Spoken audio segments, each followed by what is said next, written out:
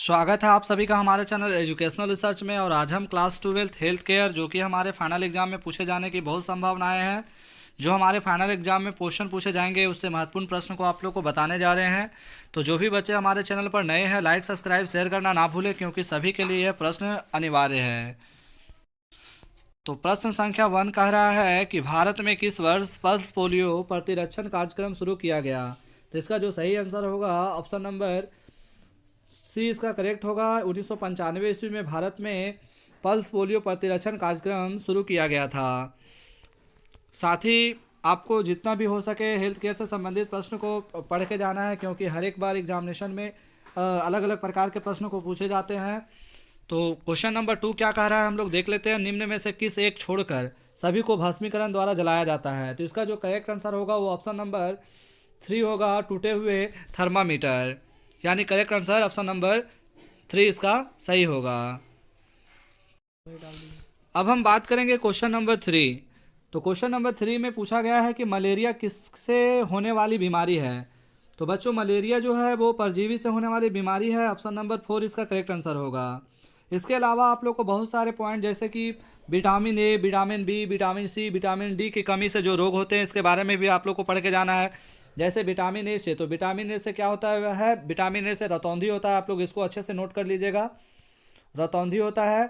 वहीं अगर यदि आप लोग से पूछा जाए कि विटामिन बी की कमी से कौन सा रोग होता है, तो बी की कमी से आप लोग को बेरी बेरी होता है। क्या होता है, बेरी बेरी। आप लोग इसको भी अच्छे से नोट करिएगा।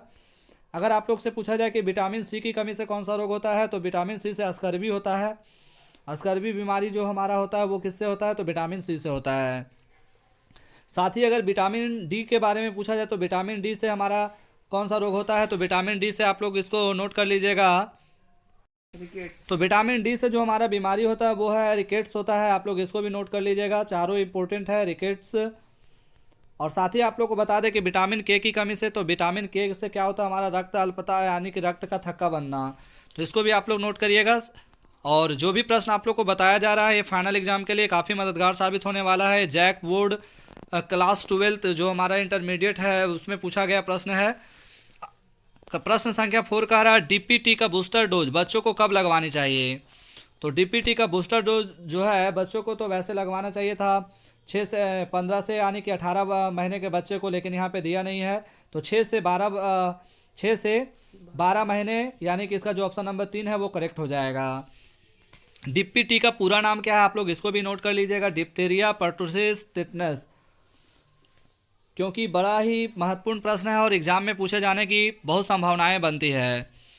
क्वेश्चन नंबर 5 कह रहा है निम्न में से कौन सा सामान आर्टिकल को ऑटोक्लेव में स्टेरिलाइज किया जा सकता है। तो इसका जो सही आंसर होगा ऑप्शन नंबर डी हो जाएगा, इनमें से सभी हो जाएगा। क्वेश्चन नंबर 6 पूछा जा रहा है कि आमतौर पर ऑटोक्लेव द्वारा किया गया स्टेरिलाइजेशन तापमान पर किया जाता है। तो इसका जो करेक्ट आंसर होगा बच्चों वो हो जाएगा 121 डिग्री सेल्सियस। और आप लोग को बता दें कि ये कितने पर गर्म किया जाता है, तो 121 से 134 डिग्री सेल्सियस में किया जाता है, नोट कर लीजिएगा। और ये एग्जामिनेशन के लिए काफ़ी इंपॉर्टेंट है, बच्चों ने बहुत सारे प्रश्नों को गलत किए हुए थे। वहीं नेक्स्ट प्रश्न है क्वेश्चन नंबर 7 कह रहा है सुनने की प्रक्रिया आमतौर पर खाली स्थान दिया गया है कि मदद से की जाती है। तो किसके मदद से की जाती है, तो ये की जाती है स्टेथोस्कोप से की जाती है, जो कि ऑप्शन नंबर 1 इसका करेक्ट आंसर होगा।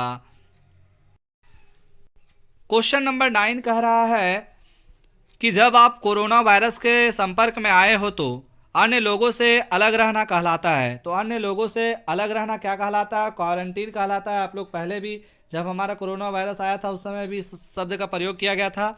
तो ऑप्शन नंबर 3 इसका करेक्ट आंसर होगा। क्वेश्चन नंबर 9 कह रहा है निम्नलिखित में से कौन सा एंटीसेप्टिक में एक सक्रिय एजेंट है। तो यहाँ पे ऑप्शन दिया गया है, ए में दिया है अल्कोहल, बी में दिया गया है फिनॉल और सी में आयोडीन दिया गया है। तो एंटीसेप्टिक में हमारे ये तीनों आएगा, इसीलिए ऑप्शन नंबर डी जो है यहाँ पे इनमें से सभी वो हमारा करेक्ट आंसर हो जाएगा। क्वेश्चन नंबर नेक्स्ट कह रहा है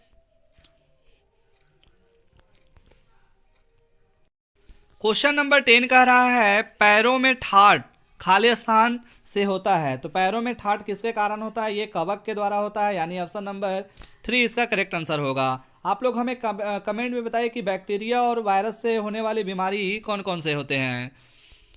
क्वेश्चन नंबर 11 कह रहा है निम्न में से कौन अच्छे स्वास्थ्य जांच में शामिल नहीं है। तो अच्छे स्वास्थ्य में सबसे पहले आप लोग को बता देना चाहते हैं कि शामिल कौन कौन से हैं। तो हमारा आर्थिक स्थिति ये शामिल है, सामाजिक स्थिति शामिल है, मानसिक स्थिति शामिल है। जबकि शामिल नहीं है पूछा गया है, तो इसका जो करेक्ट आंसर होगा वो हो जाएगा आर्थिक स्थिति, इसको शामिल नहीं किया गया है, तो ये हमारा करेक्ट आंसर होगा।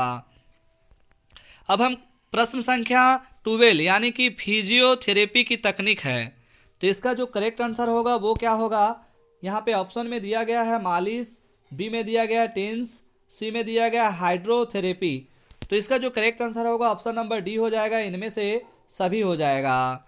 बच्चों सारे प्रश्न इंपॉर्टेंट है और ये फाइनल एग्जाम के लिए काफ़ी मददगार साबित होने वाला है, तो आप लोग जितना ज़्यादा हो सके लाइक सब्सक्राइब शेयर करना ना भूलें, क्योंकि सभी बच्चों के लिए ये वीडियो इंपॉर्टेंट है। प्रश्न संख्या 13 कह रहा है मानव शारीरिक अपशिष्ट को निपटाया जाता है।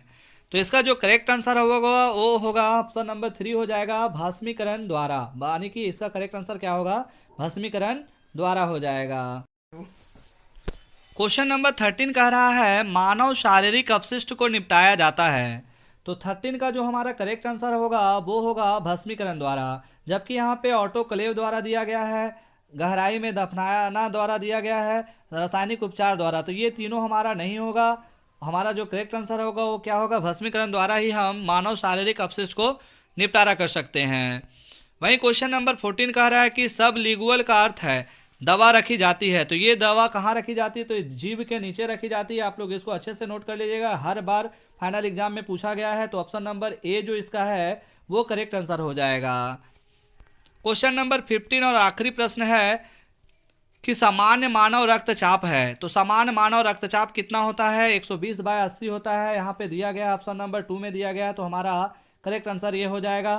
तो इस तरह से जो हमारा ऑब्जेक्टिव प्रश्न पूछे गए हैं उसका हमने सॉल्यूशन किए हैं। अब हमारा सब्जेक्टिव टाइप का प्रश्न जो अति लघु उत्तरीय प्रश्न पूछे जाएंगे उसके बारे में देख लेते हैं। तो सबसे पहले यहाँ पे प्रश्न संख्या इसमें कह रहा है कि 4 प्रश्नों का उत्तर दे, जिसमें से प्रश्न संख्या 1 कह रहा है हैंड वॉशिंग डे यानी भारत में कब मनाया जाता है।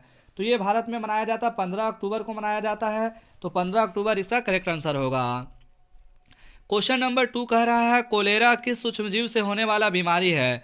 तो यह है विब्रियो कोलेरा द्वारा होता है, जो कि यहाँ पे हम आप लोग को लिख दिए, आप लोग देख सकते हैं इसको अच्छे से और नोट कर लीजिए, ताकि एग्जाम में आप लोग को अगर यदि पूछा जाए तो कोई दिक्कत ना हो।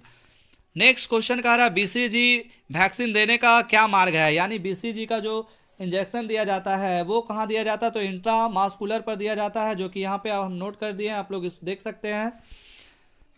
वहीं क्वेश्चन नंबर 4 कह रहा मधुमेह रोग से ग्रसित व्यक्ति के इलाज में दी जाने वाली दवा क्या है। तो मधुमेह से पीड़ित व्यक्ति को जो दवा दी जाती है इंसुलिन दी जाती है, और ये इंसुलिन इसका करेक्ट आंसर हो जाएगा। क्वेश्चन नंबर 5 कह रहा है कि ओपीडी के किन्हीं 2 कार्य को बताएं। तो बच्चों प्रश्न संख्या 5 में पूछा गया था कि ओपीडी के किन्हीं 2 कार्य को बताएं। तो इसका जो सही आंसर क्या हो जाएगा कि सबसे पहले यानी कि ओपीडी का पहला जो कार्य होता है वो होता है निवारक, यानी कि निवारक, इसका पहला हम लोग लिख लेंगे क्या, निवारक हो जाएगा। और दूसरा यहाँ पे हमारा क्या हो जाएगा, दूसरा जो हमारा हो जाएगा वो हो जाएगा नैदानिक हो जाएगा। क्या हो जाएगा, नैदानिक हो जाएगा। इसको भी आप लोग नोट कर लीजिए। इसके अलावा भी आप लोग को बता देना चाहते हैं कि इसके अलावा भी आप लोग नोट कर सकते हैं उपचारात्मक भी होता है, उपचारात्मक आप लोग इसको नोट कर लीजिएगा, चारात्मक। तो ये सभी क्या है, ओपीडी का कार्य है। इसके अलावा भी होता है पुनर्वासात्मक भी होता है। तो ये सभी हमारा ओपीडी का प्रमुख कार्य है। अब हम बात करेंगे कि प्रश्न संख्या 6 में कि जैव चिकित्सकीय अपशिष्ट के निपटान में नीले रंग के पात्र में किन अपशिष्ट का निपटान किया जाता है। तो बच्चे नीले रंग के पात्रों में गीले अपशिष्टों का निपटारा किया जाता है। आप लोग नोट कर लीजिएगा, गीले अपशिष्टों का निपटारा किया जाता है। तो ये हमारा इस तरह से जो भी प्रश्न पूछे गए हैं उसका आंसर हम आप लोग को बताए हैं। और तो खंड बी में अब हम लोग बात करेंगे लघु उत्तरीय प्रश्न के बारे में, जिसमें कह रहा है किन्हीं 2 प्रश्नों के उत्तर दे। तो बच्चों प्रश्न संख्या 7 में पूछा गया है कि शारीरिक आकलन किसे कहते हैं, इसका क्या उद्देश्य है। तो बच्चों शारीरिक शिक्षा में उपयोग किए जाने वाले कुछ सामान्य मूल्यांकन जैसे टेम्पलेट में फिटनेस आकलन, कौशल परीक्षण और रूब्रिक शामिल है। फिटनेस आकलन में धीरज, शक्ति, इसके अलावा तो फिटनेस आकलन में धीरज, शक्ति और लचीलापन को मापना शामिल हो सकता है, जबकि कौशल परीक्षण विशिष्ट खेल या गतिविधियों पर केंद्रित हो सकते हैं। तो इसे ही हम क्या कहते हैं, शारीरिक आकलन कहते हैं।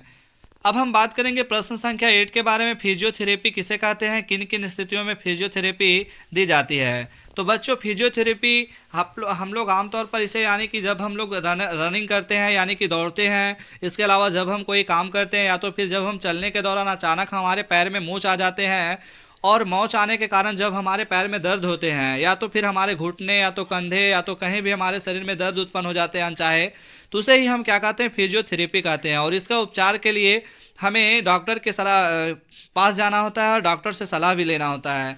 तो इसके लिए काफ़ी आराम होता है। आप लोग कभी देख सकते हैं कि एथलीट जो होते हैं, जो रनर जो होते हैं, जब अचानक उसके पैर में मोच आते हैं तो इसका जो डॉक्टर जो होते हैं इसके उपचार के लिए क्या करते हैं, कोई दर्द का यानी कि स्प्रे वगैरह सब लगाया जाता है। तो ये सभी प्रक्रिया क्या कहलाती है, फिजियोथेरेपी के अंतर्गत आते हैं।